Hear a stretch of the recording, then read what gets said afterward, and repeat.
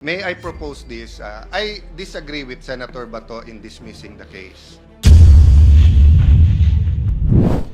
Yes, Mr. President. I just would like to share this august body the basis for my motion. According to Chief Justice Renato Puno in Francisco versus House of Representatives, a number of things can be done before the Senate is convened as an impeachment court.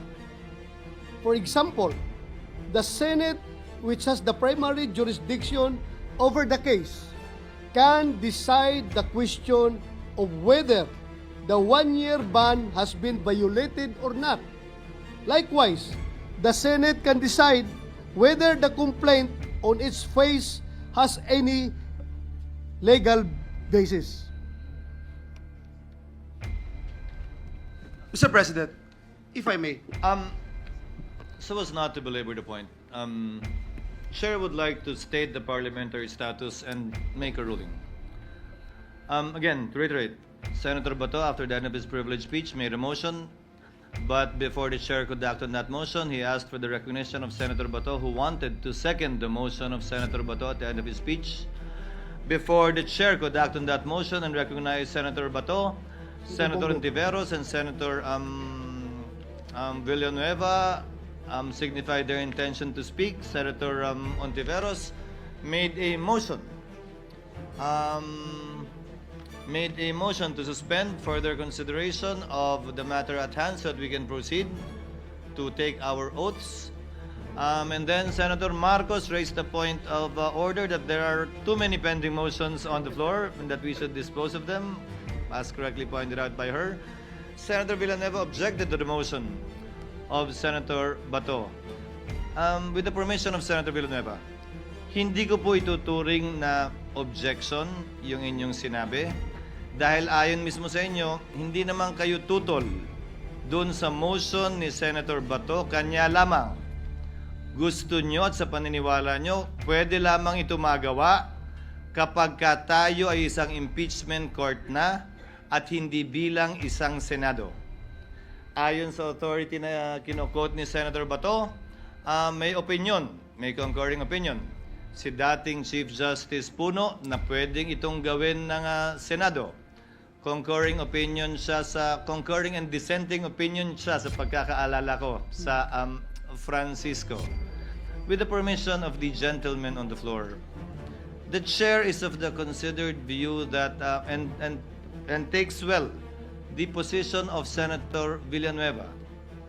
We will act on the motion of Senator Bato, but as an impeachment court.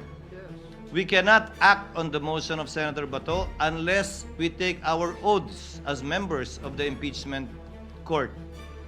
Therefore, once the impeachment court after we take our oaths and we convene the impeachment court, Senator Bato can reiterate his motion, Senator Go can then second his motion if at all, and we will proceed to dispose of such motion after we hear from everyone who wants to speak on the matter.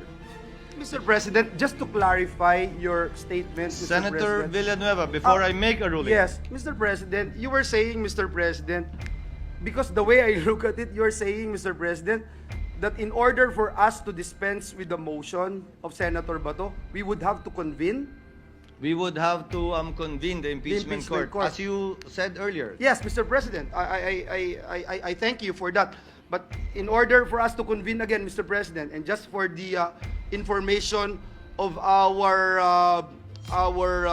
law students and those who wanted to learn from these proceedings, Mr. President, this representation made a statement yesterday that we cannot proceed with the convening of an impeachment court unless we issue notices, Mr. President. And I made mention about it because the minority leader's motion yesterday was to convene and at the same time talk about the calendar of activities, Mr. President. And so I would just like to put that on record, Mr. President, because we are not going to discuss the agenda of the if we convene the impeachment court. Is that the case, Mr. The President? matters to be discussed requiring notice included the schedule, proposed schedule of the Yes. impeachment complaint, which needed the presence of the parties. However, Because if we can do it by ourselves, for example, Mr. President, just approving our rules on impeachment, However- issuing summons, we don't need to issue notices. Is that there's- correct, Mr. President? However, there are certain matters that the court can do motu proprio, Yes. and it would perhaps include these matters, which is up for the consideration of the court once we convene. So Thank again, you, Mr. President, thank you. Senator Bato is recognized. Thank you, Mr. President. I just would like to counter the statement of Senator Joel Villanueva, Mr. President.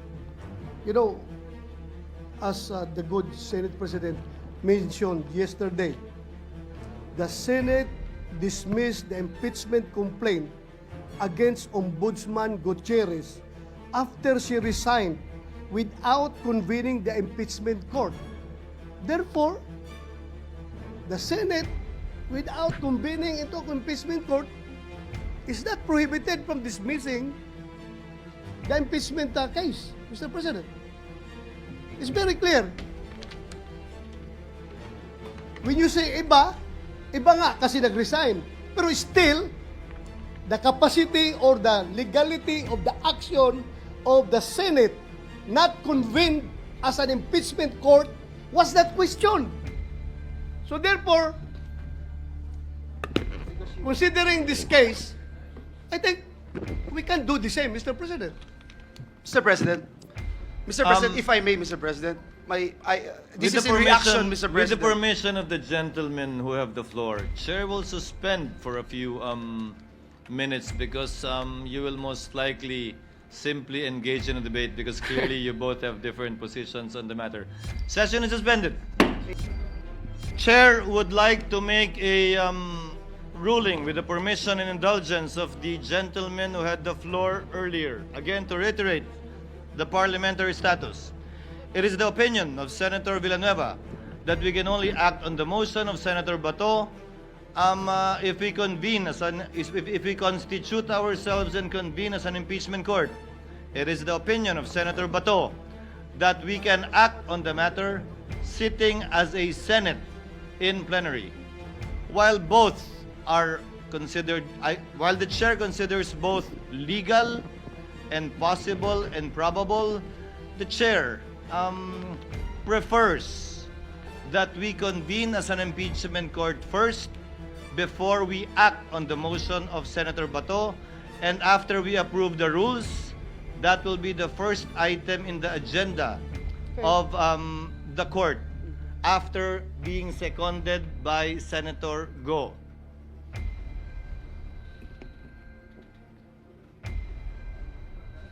Point of clarification. Yes, Majority Would, Leader. with the permission of Senator Bato, would that mean, Mr. President, that the motion pending right now would have to be reiterated before the impeachment trial court by the movant, Mr. President? Yes, that is correct, Your Honor. And, Given the position of the chair, Senator Bato. Yeah, with the indulgence of the Senate President. Yes, please. May I respectfully request that before the ruling is made, or you have made the ruling already, so I therefore object momentarily your ruling because I have to consult my Session is My suspended. colleague. Session is suspended for a minute. okay.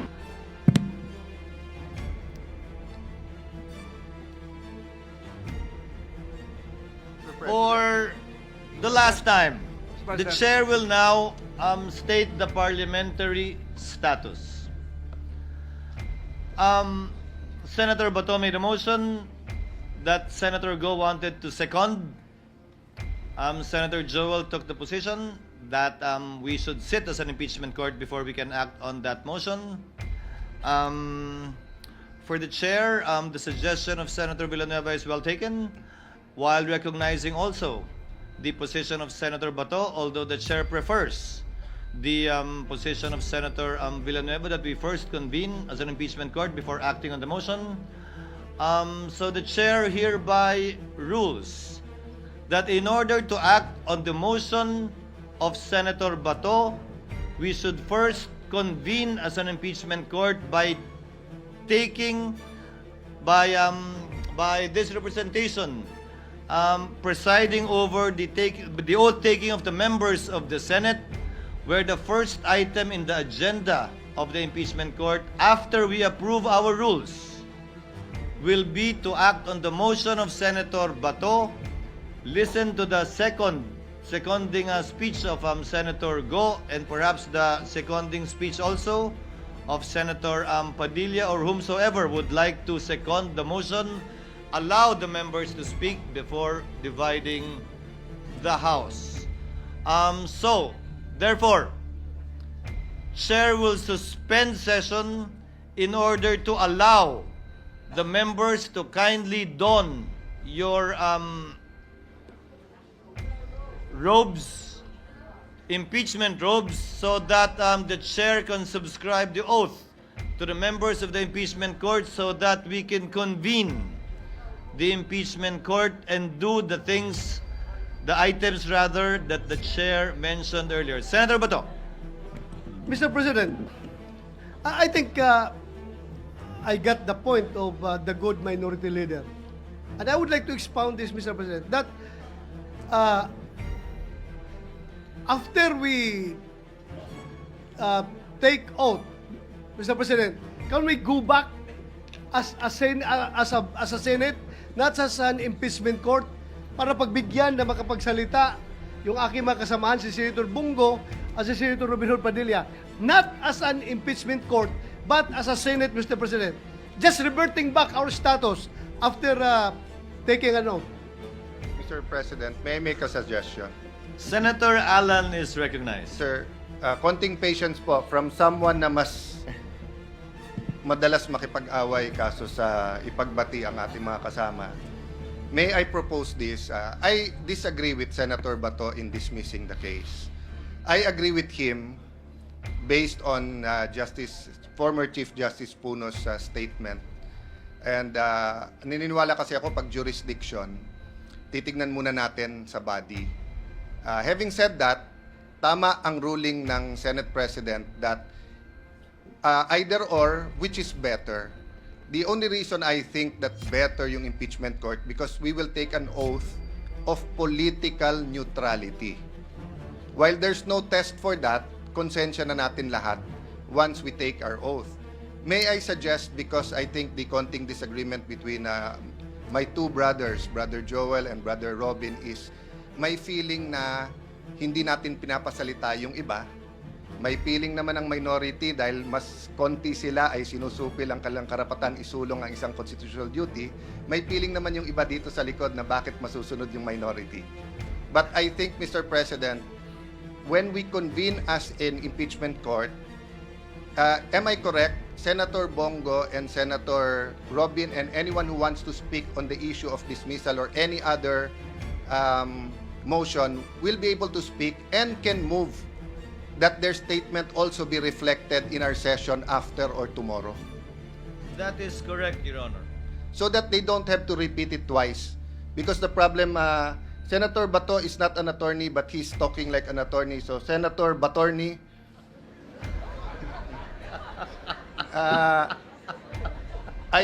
my humble opinion is mas mabuting mag-oath at doon because the statement of Senator Bongo and Senator... Ako mismo, I wanna argue bakit hindi dismiss. If I argue it here now, then I will have to argue again in the impeachment court. But if we argue it in the impeachment court, then move that it also be in the records of the legislative session, then we have both of best worlds, if it's acceptable to you. Yeah? If it's acceptable to you, Brother Robin. And to the minority leader. Thank you, Mr. President. The point of Senator Cayetano, accepted by the members so mentioned, is Well taken. Chair now again reiterates its ruling. The chair will suspend the session until 6 p.m. This evening in order to afford.